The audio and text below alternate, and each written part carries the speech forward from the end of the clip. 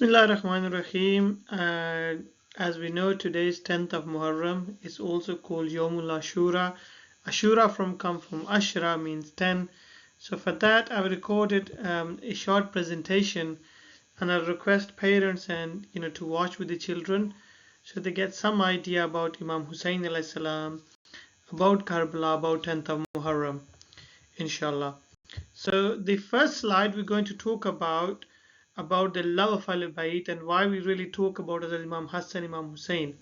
So this is a beautiful, beautiful hadith that on one day Prophet Muhammad sallallahu alaihi wasallam he held the hand of Hazrat Hassan and Hazrat Hussein alayhi salam, both of them were the grandchildren of Rasulullah, and he said, "Whoever loves me," and it talks about himself, and both of them, which is Hassan and Hussein, and their father, he meant Hazrat Ali, and their mother, he meant Hazrat Sayyidah Fatima. And he said, whoever loves them, on day of judgment, they will be with me.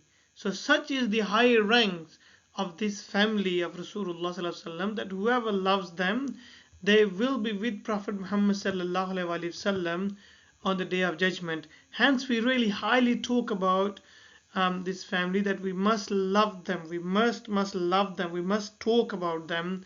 We must use the name with utmost respect. And Rasulullah sallallahu alaihi wasallam has never talked about so much about the love of anyone else than these five. Hazrat Ali, Hazrat Fatima, fifth is himself. Hazrat Ali, Hazrat Fatima, Hazrat Hassan and Hussein. Okay, so that's why we really need to be very respectful, and you should really love them. So the next we will talk about a brief history of Karbala and the 10th of Muharram. So it started from when Yazid, who was the son of a companion, and Hazrat Muawiyah radiallahu ta'ala, he was his son. And when he became a ruler, he was a very, very bad ruler. He was, and people did not want to accept him as a ruler because of his history and all this. But he gave bribe, put to use force. He used all sorts of forces to make people to accept him as a ruler. Now this is we're talking about in Iraq and Kufa. That's where he became ruler. Okay, now back in those days, there used to be one Muslim government across, from talking about the Iraq and all this belt, all this Arab belt, Arab peninsula, there used to be one Muslim government. And he used to be like a caliph, a ruler at that time. So Yazid, what he did, he also wrote to the governor of Medina, and he said, he needs to ask Imam Husain alayhi salam that he must need to accept him as a ruler. And if as that Imam Husain Islam, if he does not accept him as a ruler, he must, astaghfirullah ma'azallah, he must kill him. And this was the, back in those days, that was the time that, he must kill Hazrat Imam Husain al-Islam. Now remember, Medina is always the city of peace, city of love. So Hazrat Imam Husain al-Islam did not want to have any bloodshed in Medina. Okay, so he said, look, I'm leaving Medina and I will go to Mecca. I'm not going to accept Yazid as a ruler, but because he wants me to accept it, I'm not going to accept it, but I will not stay in Medina. I don't want any bloodshed in the city of Holy Prophet sallallahu alaihi wasallam. Therefore, Imam Hussein alayhi salam, he decided to leave Medina and move to Mecca. Now, whilst he was traveling there, Imam Hussein received 12,000 letters according to history. Back in those days, they used to get letters. So when the people learned that Imam Hussein refused to accept Yazid as a ruler, so they wrote letter to Imam Hussein alayhi salam, and they sent about 12,000 letters and asked Imam Hussein alayhi salam that please come to Kufa. This was placed in Iraq. That please come to Kufa. We don't want to accept Yazid as a ruler. He have no regards to Islamic values. He has all sorts of bad things. So please come and save us. And we'll accept you as a ruler. Back in those days, people used to do bayat. They used to say, we accept allegiance with you. Like today, we have voting system. So they used to accept somebody as a leader. So they said, look, we don't want to accept Yazid as a ruler. So what happened is that then Imam Husain al-Islam, being the grandson of Rasulullah, he can't leave people in such bad situations, especially if they are requesting for somebody to come and save them. So he said, okay, fine, I can't leave Muslim Ummah under a bad ruler. And especially if such a huge majority within the Muslims, they don't want to be with a bad ruler. Then he said, okay, I will travel. And remember, the Yazid was, Kufa was placed under, within the Iraq, but it was city of Iraq. Okay, and Yazid was not at this place. He was to another place, inshallah, we'll mention. That's where he was actually has his capital. Right.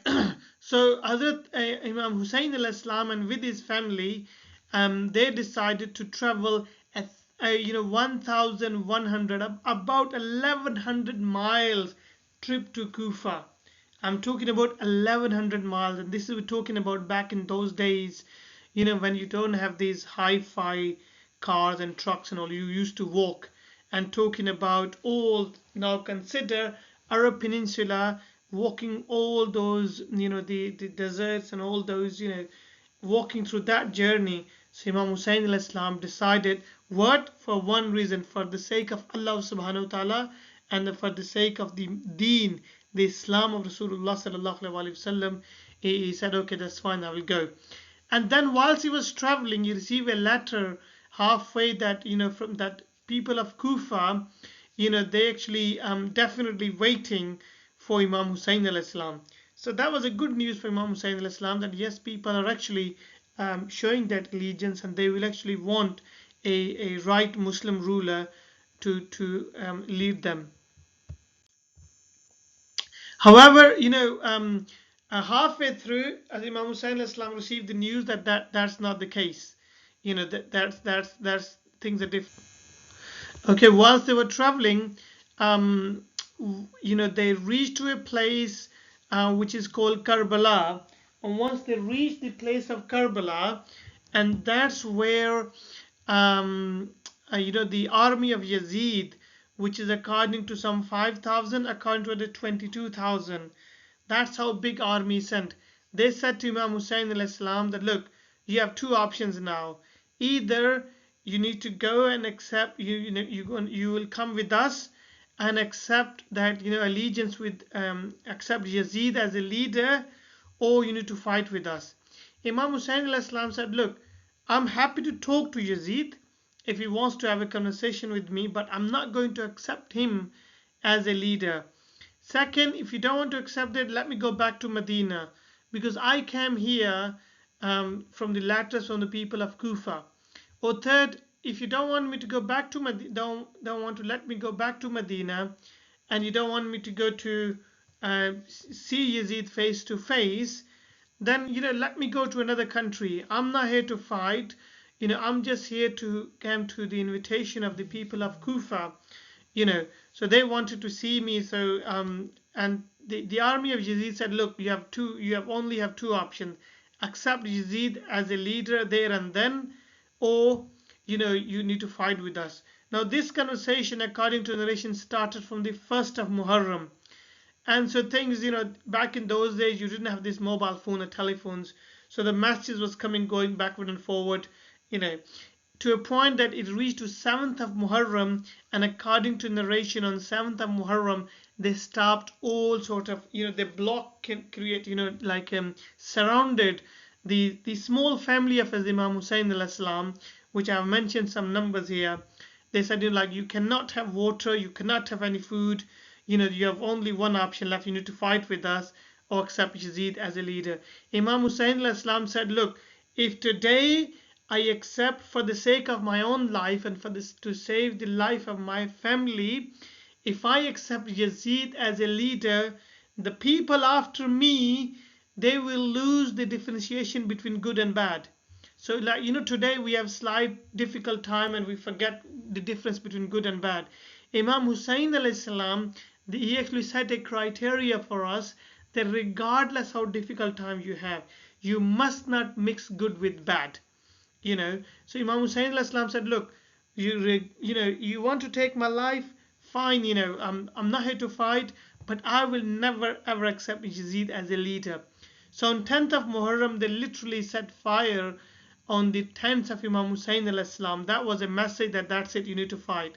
Of course, the family of Imam Husain alayhi salam, they were just, few young people, as I said.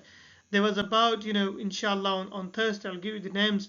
But there was like, literally, he had 72 people, which includes children of Imam Hussein alayhi salam, which include the children of Imam Hassan alayhi salam, which include the young children as 5 or 6 month old, and which include the children of Sayyidah Zainab, who was the sister of Imam Hussein alayhi salam.